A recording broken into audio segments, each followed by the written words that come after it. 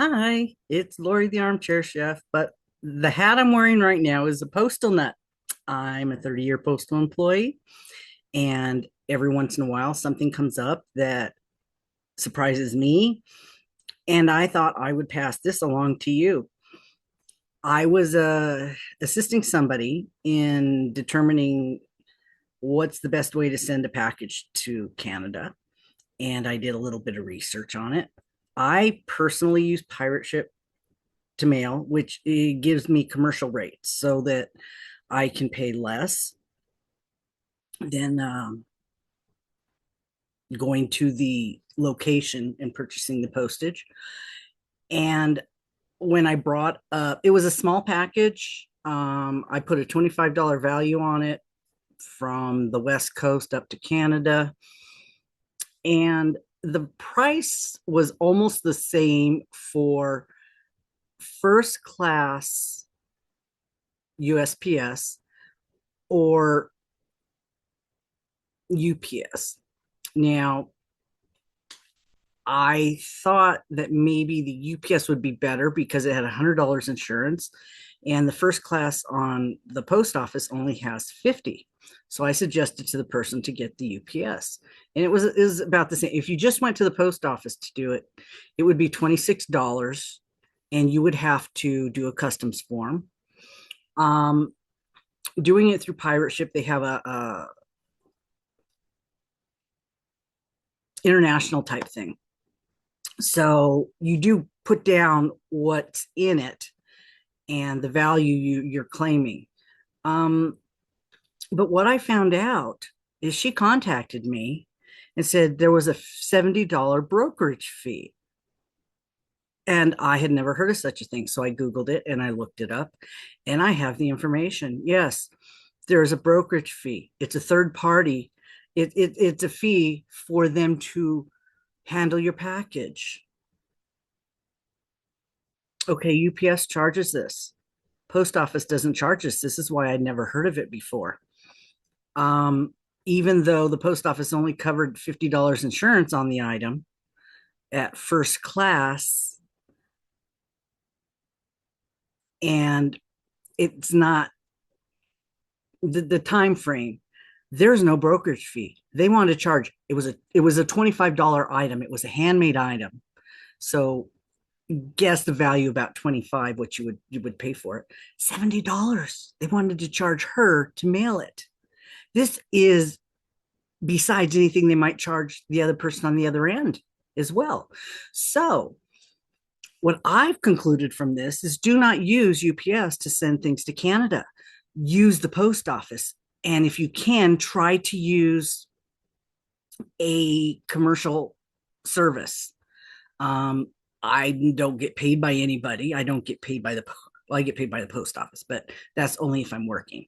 Um, they I use stuff and I promote stuff that I use that's a good deal. And that's what I'm advising you at this moment. If you want to pay a brokerage fee and get $100 insurance, you can do that, or you can pay less. It would have been $26 to the post office, but it was like 17 using pirate ship, using the commercial rates. So it was a difference, and I had never heard of it. So I have the information that I have. I'm going to put the written information at the end so you can see it yourself. This is what came up when I Googled it.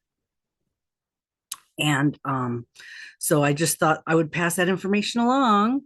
I don't know if this is new, if this is something that's been going on, because I don't send to Canada through UPS. I usually have always used the post office, and we never have any extra fees. So yeah, this was news to me. So yeah, even if you go to the post office and pay the full rate, it would have been $26. It wouldn't have been that much expensive. Try to keep things small, under 2 pounds, if you can, sending things to Canada. Under 12 inches is always the best deal. If you could get boxes or packages that are 12-inch square, you can do that. If you're doing using the commercial service, you have an option of a box in a bag where it only takes 2 measurements and the weight to determine the postage. Now, it doesn't matter what kind of bag you use, but try to get one that you can't see through and put any kind of box in a bag. And then, especially if it's over 12 inches, it'll be a better price.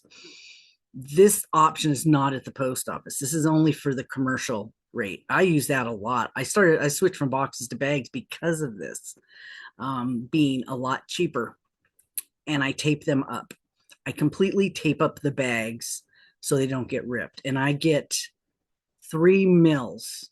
I get the thickest bags I can. And just for your information, the plastic trash compactor bags are very, very thick, but you can see through them a little bit. So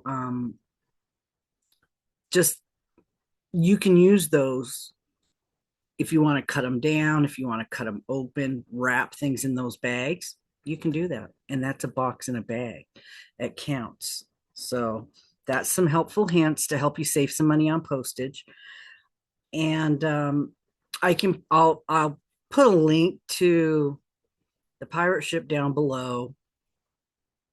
I'll put a link to USPS.com. You can go there and punch in your numbers of your packages, and it'll give you a guesstimate of what it's going to cost you. And if you send anything to any country that has a value and it's not documents, you have to do a customs form. Okay. You can do it online before you go, so you don't have to do it while you're there. It's easier for the clerk at the window. It's faster. Just saying, if you want to do that, if you have several packages, do them online first. Does save a lot of time. So, okay. That's my postal tip of the day. Don't use UPS unless you want to pay a lot of extra brokerage fees. Yeah, who knew? I didn't know. So, okay.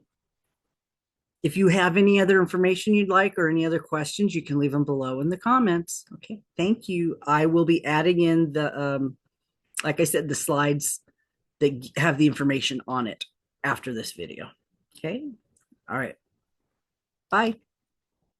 The Stellar's jay, Alberta has the great horned owl, Nova Scotia amazing osprey, New Brunswick likes black-capped chickadees, Quebec the snowy owl, Saskatchewan loves sharp-tailed grouse, but where's the waterfowl? Whatever happened to the Canada goose? Was he ever in the running?